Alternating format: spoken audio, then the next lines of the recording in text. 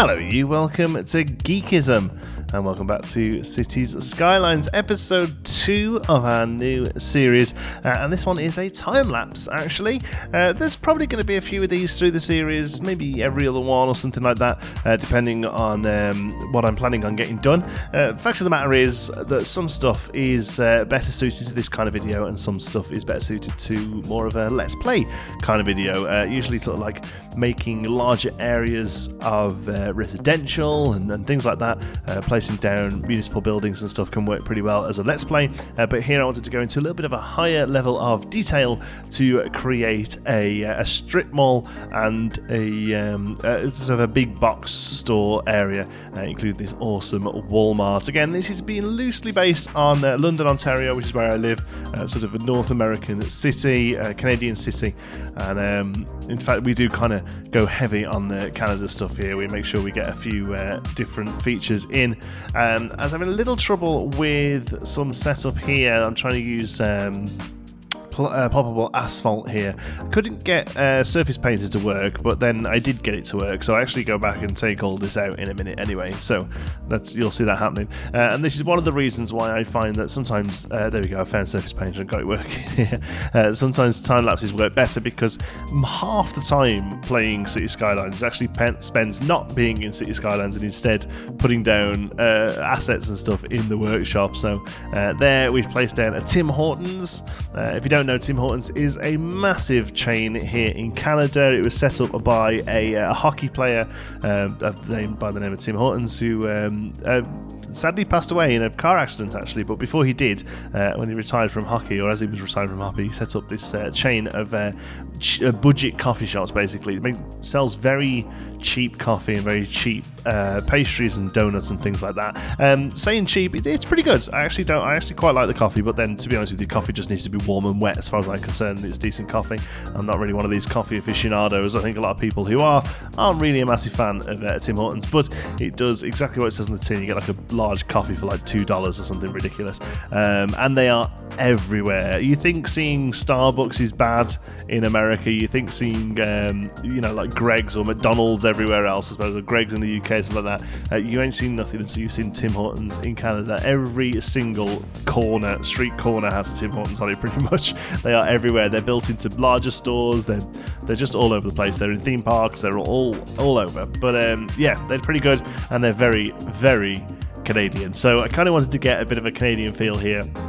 Found these flags online as well, and we can place a Canadian flag around the place as well. One thing I've noticed here is that they're incredibly patriotic, and in a good way as well. They're very good with their patriotism, and it's something I struggled with a little bit in the UK.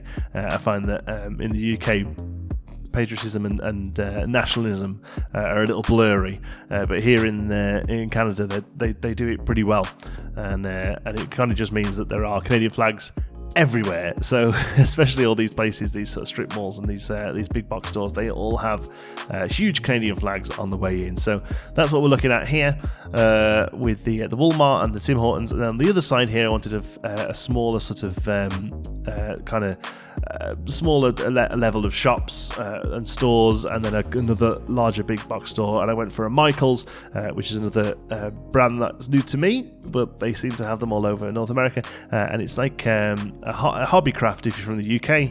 The equivalent would be Hobbycraft. It's basically a store that sells everything you need for crafts and stuff like that. A couple of others as well. GameStop there obviously makes video games, and on this side we stick a Party City down. That's as you can probably guess, sells party goods, sort of paper plates and streamers and all that kind of stuff that you need for various functions.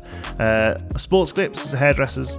Again, these are all just kind of things that I've seen as I'm walking about. I think I end up changing these actually and going for a Michaels. I'll use those we'll do some more sort of strip mall stuff later on. But here I kind of wanted those two sections that kind of share the car park there and share the parking space.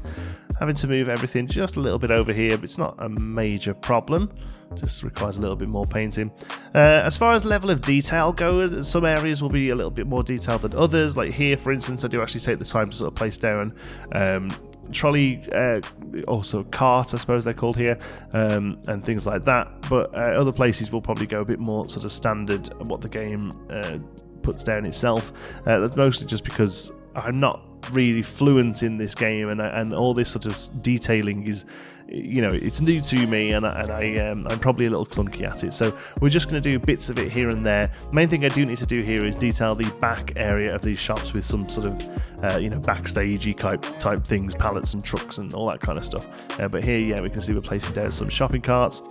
And it ends up working out pretty well. The only real major problem I have is the car parks aren't really used very much, and I guess that'll maybe increase as the population increases. But for some reason, the roads, you won't see it probably here on the time lapse, but you'll see it in a moment when we do some glamour shots. The roads are all weird, and the cars like go up and down and over them, and I'd love to know if there's a fix for that, or what I've done wrong to make it happen. If you can let me know, that would be really useful.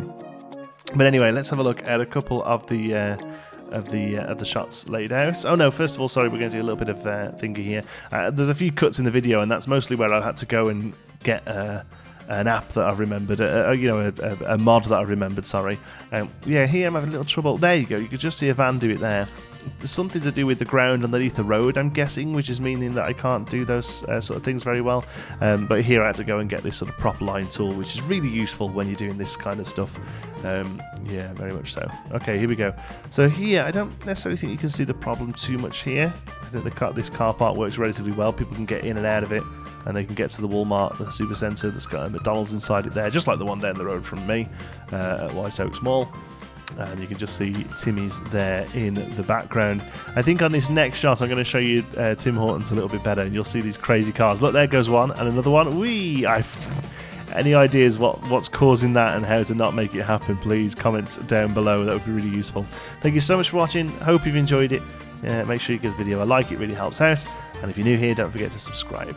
Thanks very much for watching. I'll see you in the next one.